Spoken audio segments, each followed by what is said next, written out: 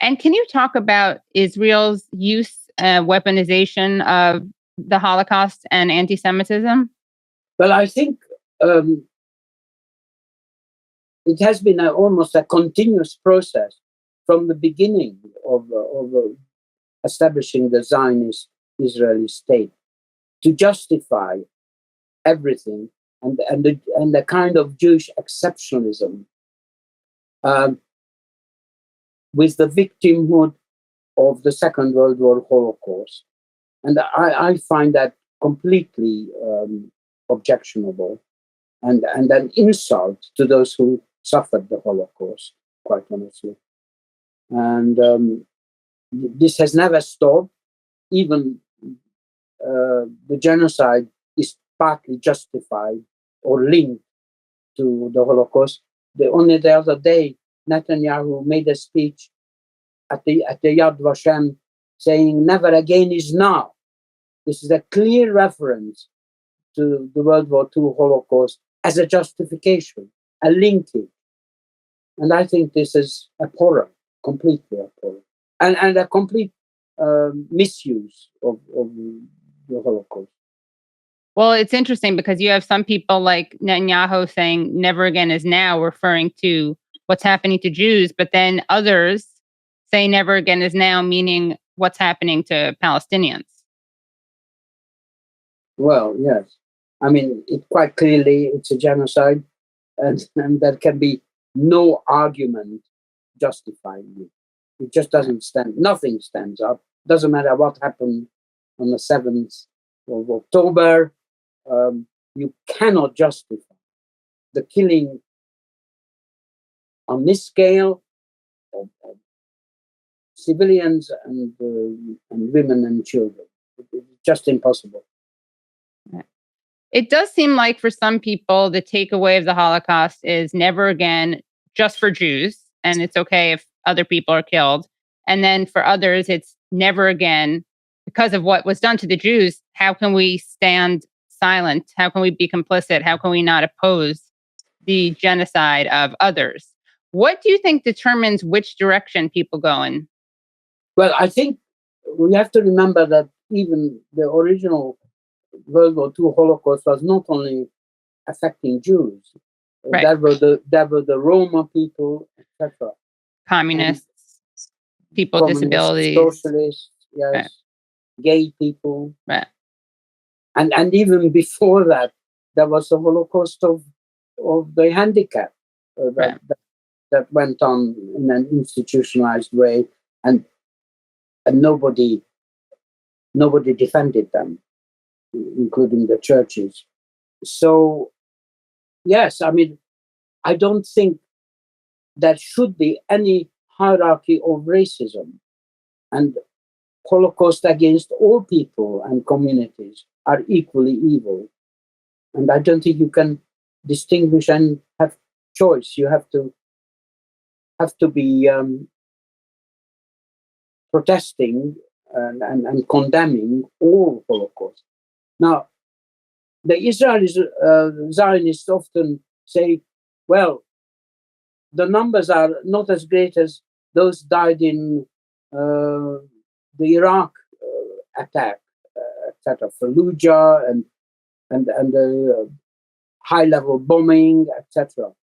The difference is that it was hidden at that time. We didn't have, the mass media made sure that it wasn't happening in front of your eyes. Yeah. This particular genocide is. And if you can see it day to day, it is impossible to remain silent. It is impossible not to take sides. And as someone who was a child during the Holocaust, what do you think about when you see these children who are being killed, or you see their corpses, or you see them with missing limbs or orphaned? Well, I think it's so horrific and painful. It cannot. All justification stops. You cannot have this, and this is why we turn out in London in huge numbers. I mean, even yesterday, we went again, 200,000 people were there, enthusiastically protesting, lots of young people, and this goes on every few weeks. Between 300, 200,000 at the beginning, occasionally even close to a million people. And we're not going to stop, because it's impossible to stop while this is going on. We actually have some photos of the demonstration and your participation in it, as well as the participation of others from the Holocaust Survivors and Descendants for Ceasefire. So that's the protest. We can, okay. I want to explain that one of the reasons why we have this little subgroup of Holocaust survivors and descendants, to prove again there is a all-pervading lie that these marches are somehow hate marches, and it is an unsafe place for Jews, and it's no-go areas for Jews. And we stand there, sometimes join and sometimes stand on the side with placards pronouncing that we are Jews, Holocaust survivors. And we have the warmest response. People come up and shake our hands and hug us and thank us. It is completely safe for Jews. And many Jews, in fact, take part in the demonstrations. This is one instance of many dozens of times people come up, people I don't know, but who've seen some of my earlier contributions on social media, and come and thank us and want photographs with us like this. Right. And it is the most heartwarming experience. This says, this crowd loves you. Yeah. They celebrate us. And yet the mass media consistently lies about it.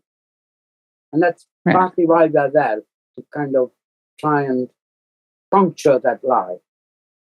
That's nice. So people, if you're only listening to this interview, these are really nice photos of Stephen at this protest. Lots of Palestinian flags, people wearing keffiyehs, shaking his hand, people wearing keffiyehs, interviewing him. This is a U.S. Democracy Now! Interview, actually. Oh, great. Nice. And and Stephen's sign says, this Holocaust survivor says, stop the genocide in Gaza. That's right. And can you tell us about this organization that you're part of, that Holocaust Survivors and Descendants? Well, it's very small because there are not too many survivors. In fact, in this group, at the moment, I am the only survivor. Mostly the others are descendants. It was the idea of Mark Atkin, who also a descendant of, his father was a survivor of camps. And first 2 or 3 people were standing on the side, and then I joined them, and more and more of us. And we're up to about 9, 10 people, not bigger than that. But the impact is very large because of the Holocaust background. Right.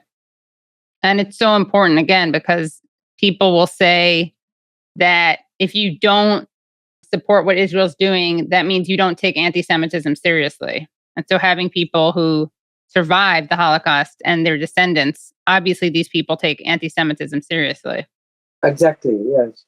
And there is also, taking part in these marches, a so-called Jewish bloc, a number of different Jewish groups who come together, and together they are several thousand strong, to show and prove that many Jews, I don't know if they are the majority or not, but many Jews are completely against and condemn the genocide. Yeah. That chant is that always on the side of the oppressed, never on the side of the oppressor. And that applies to Israel as well. What are some of the attacks that you've faced for speaking out on this? Well, I think the attacks, I hear about it through my grandchildren, actually, who kind of more inhabit the social media more than I do. And they say, yes, that there are very appreciative comments, but there are the occasional really horrible ones. I just don't want to know them. I don't want to engage with them, and I'm not interested, and I'm not particularly bothered about them. Only a few days ago, we had in Camden, which is a central district of London, in Camden, we had a Gaza week where near a tube station, where there's a cover, a canopy, etc., we regularly had in the evenings speeches and organized events, demonstration against the genocide. And I was speaking a few days ago at one of them about the Holocaust experience. And we were infiltrated by and mixed in with Zionist demonstrators with Israeli flags and being heckled, and they displayed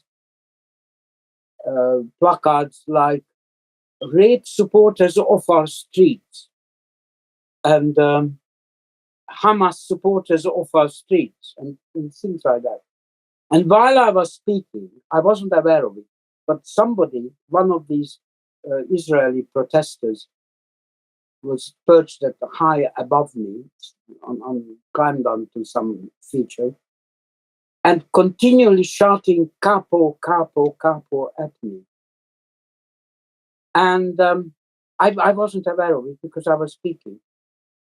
Thank God. Later, that guy was arrested by the police for it. And but unfortunately, he was let out without bail condition. So he appeared the next day again. But Wow. His excuse was that, well, I was only repeating his name. Yeah, right. But of course, Very clever.